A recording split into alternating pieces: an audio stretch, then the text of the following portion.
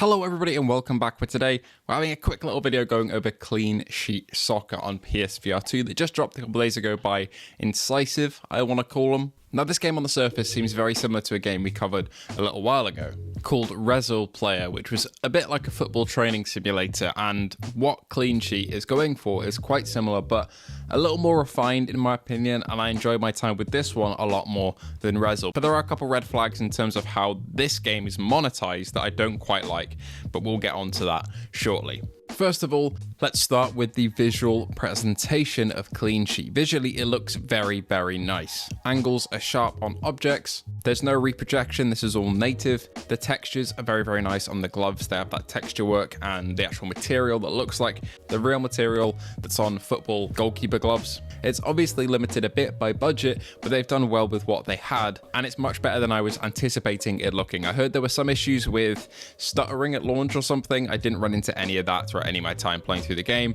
It ran like a dream, and it looks very nice as well. There are quite a few modes here to practice your reaction time, your hand-eye, and your aiming. For example, you can jump in and face off against mocapped footballers, which I'll get into in a little bit. They're very, very cool. Or you can go in against a bunch of portals that will fire footballs towards you that you have to block. And there's a mode you can play around to practice just your aim in terms of seeing how the balls react to being thrown and being launched in certain ways. The physics here and the animations are very, very impressive, and it gives you that sense of speed with the shots coming at you with various spins and angles on them, and each of these increase in difficulty as you play through. You can choose your difficulty, but for the case of the portal mode where you get fired footballs at you from multiple directions, this will just ramp up and increase in speed, in spin, in intensity, and in terms of angles of how many can be shot at you, and I found this really, really useful for training my reaction time.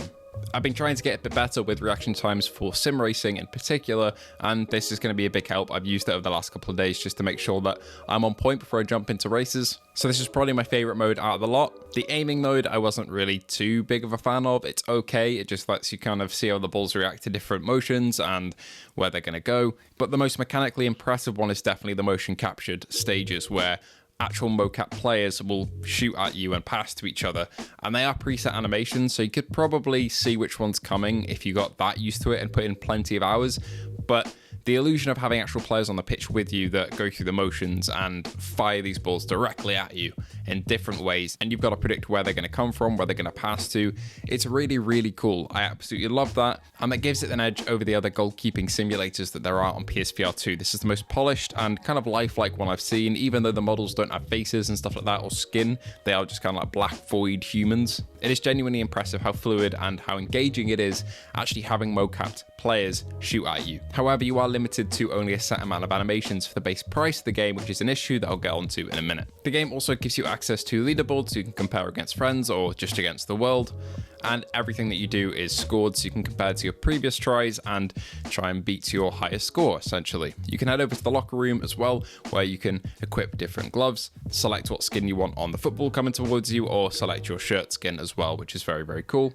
However, if you want to get any new ones that aren't coming with the game, you have to pay real money for that, which, to be honest, I don't really think is that bad. It's cosmetic after all. However, there are other things that are paywalled in this game, namely animations and technically certain modes. So the animations that come with the game give you access to some, with some players setting up shots and sending them towards you, but to get different presets for those, and to get variations coming towards you, like acrobatic strikes that are on the PS Store and different types of free kicks, to give you different practice with different shots, it will cost you more money. An extra $3 for each and an extra $2 for each cosmetic item you want to get, which is on top of the base price of $20 for the game itself.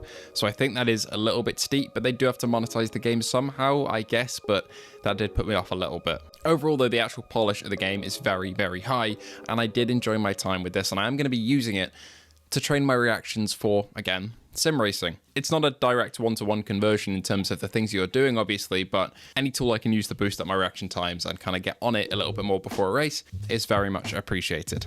Despite some monetization practices that I didn't quite like, Cleansheet Soccer is a home run in terms of what it's trying to do. It's polished, it's fun, it's fluid, it runs well, it looks good. The physics react how you want them to, and it's a good tool to train whether you're an actual goalkeeper or if you're just looking to improve your reaction time. This does also make me want a mode for pro clubs where your goalkeeper can play in VR. That would be so cool to have that in FIFA or EAFC or whatever the fuck it's called nowadays.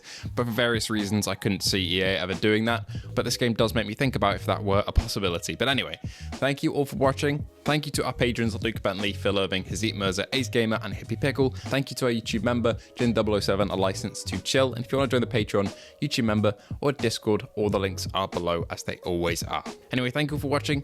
If you did like today's video, feel free to like and subscribe, and I hope to see you all in the next one.